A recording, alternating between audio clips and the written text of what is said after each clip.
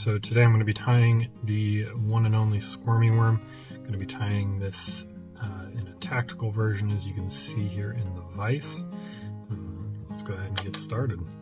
So I'm going to go ahead and secure in the vise a Hannock 480 in a size 12th. And on that is a 4mm slotted tungsten bead. This is mottled red. You can get these from Hairline. I'm going to go ahead and add some 0.15 wire to add a little bit of weight and get that bead locked up in the front of this hook.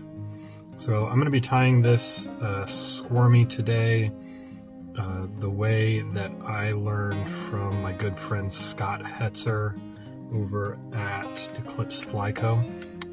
If you have never checked him out or his flies or his shop, go ahead and do yourself a favor and go check his flies out, because he is an incredible tyer and has some good folks tying flies for him as well. You can find him on Etsy or on his fly shop directly.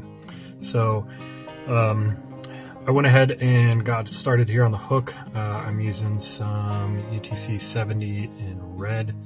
Just use the color that you want to use to match your fly, or if you want some contrast, go ahead and do that and you can create a little color.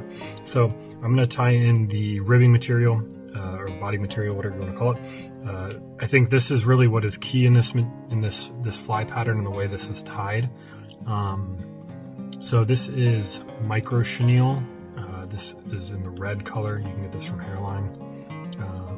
This is, I think, what makes this way of tying this fly so durable and last for so long. And I have found that both personally, and a lot of people that I tie these for have made comments about just how specifically durable this fly is. So you can just go ahead and get that tied in right behind the wire, and tied in behind the wire because it makes a nice little even taper there, as you can see already. I like to leave it on the card and then just leave myself a little bit of length to help save material. So for this one I'm going to be using Caster's Squirmito. Another material that I've been using lately too that seems to be just as good is the Squirmy material by Full & Mill. The reason why I started using this is actually because it is very limp and just, you can see it's just so, I don't know, wormy, if you will. But today I'm using the Hairline Caster's material because it's super durable and it's just what I've left. So I'm going to take a full length, I'm going to fold it in half, and then I'm going to cut that in half.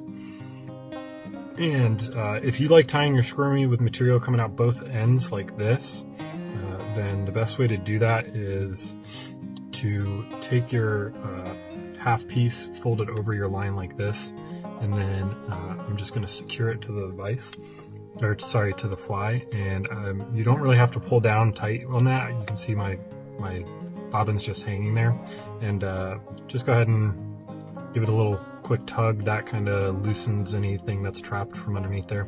The reason for doing this and what's key about this is really getting that material to not get bound down too tight. I think that's where a lot of Squirmy patterns go wrong, whether you buy them commercially or tie them yourself or whatever.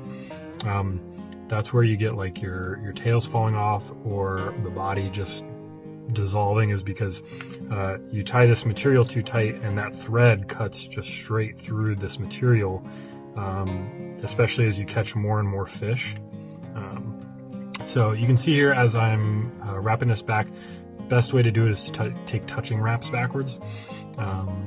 This just helps to make sure there's no bubbles. If you get a bubble like that in there, for example, it may not seem like a big deal, but once you start wrapping the chenille forward, it can sometimes, if the bubble's big enough, it'll come through the chenille actually. That's hard to get down. So just try and take touching wraps the best you can. This really also helps if you give your bobbin a counterclockwise spin and flatten the thread. flatten your thread out. And then again, just go ahead and work this way back. You can see I'm also pulling this towards me. This just helps keep the material from rolling around the shank of the hook. So I'm actually gonna go ahead and stop a little bit early there. You should be able to see I didn't wrap this all the way back to where I wrapped the chenille back, and I'll show you why I do that in just a second. I'm actually gonna go ahead and cut this off because I like that, like I said, that tactical version. And then just wind this forward, do a quick little whip finish to get this going here. And then I'm gonna take this chenille here, and if you do not have a rotary vise, you're going to start by pulling this, or in either case, you start by pulling this towards you actually, and then you're going to wrap under and away from you, and then eventually it's going to start coming back. But if you have a rotary vise, you can just hold it and spin. So once you get about around once, and this is why I left that space there, is because I actually am going to want this chenille holding this this squirmy in place. So you can see I've got one wrap there, and that's perfect.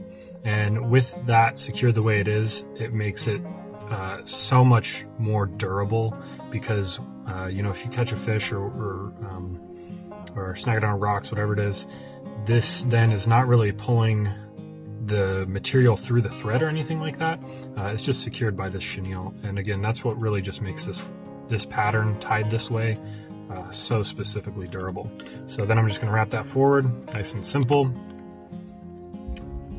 Tie it off.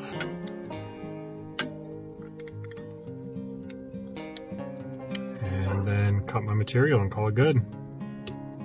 And then once I do that, I just give it a few turn whip finish. I actually like to do several turns or several whip finishes because I like building that little collar, and then also burying that that little tab from cutting the chenille. Just feel like it makes it a little bit more durable. And there you have it, your little tactical squirmy.